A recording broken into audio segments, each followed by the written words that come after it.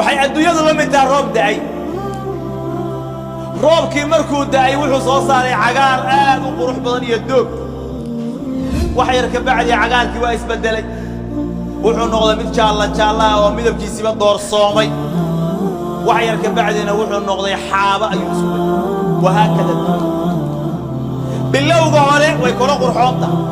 way daldalaalaysaa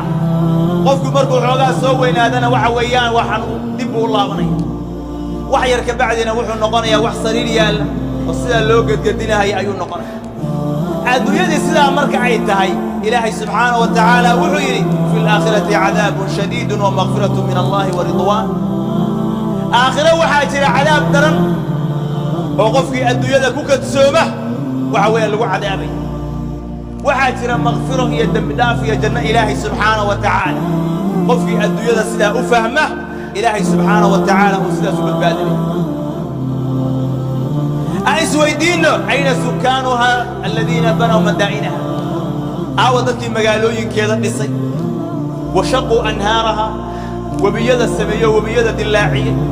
وغرسوا أشجارها جيدها أطلعوا بيرها السمية وأقاموا فيها يسيرا إن يرنا كنا قادي ومعاصدة كل حسمية أين تتكاسي حقيقة الدنبي ماذا صنع التراب بأبدانهم مقار كودي حبنودي التراب يعيدوا محي قصبيس والديدان بعظامهم وأوصالهم دحرقوا مركوا قلي حبنودي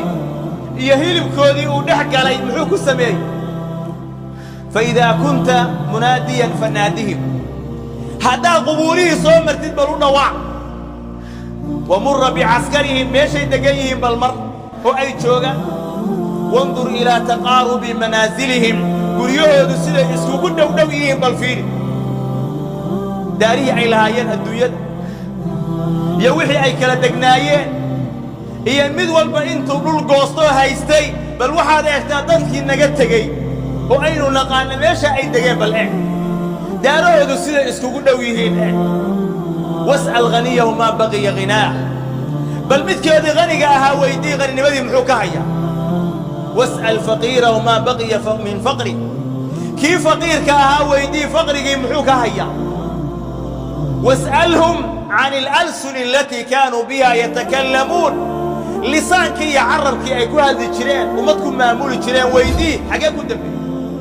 وعن الأعين التي كانوا بها يبصرون إنديها أي وحكو داوان شرين وحكو أركي شرين حقاكو دمي واسألهم عن الجلود الرقيقة والأجساد الناعمة وحال ويديسا وجه يدي قروح ضبطنا هي المقار كي جسمي الناعم كاها يحنودي بالماشي قدام بيا ويدي أليسوا في منازل الخلوات والفلوات مين تدكاسي أين ما أنت كسرنين بهجويو ينول عضلاء مين كسرنين أليس الليل والنهار عليهم سواء هبيك يا مالك مid u siman miyuusan agtooda ka ahayn qofka halkaa ku jira habeenna ma haysta maalina ma hay alaysuu fii mudlahimatin dalmaa mugdi madow oo qundula miyaysan ku dhex jirin waqad xiila baynahum wa bayna alcamal ayaga iyo camalkoodiina waa kala go'an bal furs fakam min naacim wa naacimah asbaxat wujuuhuhum baali gabar qurux badan wiil qurux badan ووجهه ذي نقطة مثل ماضي فربضا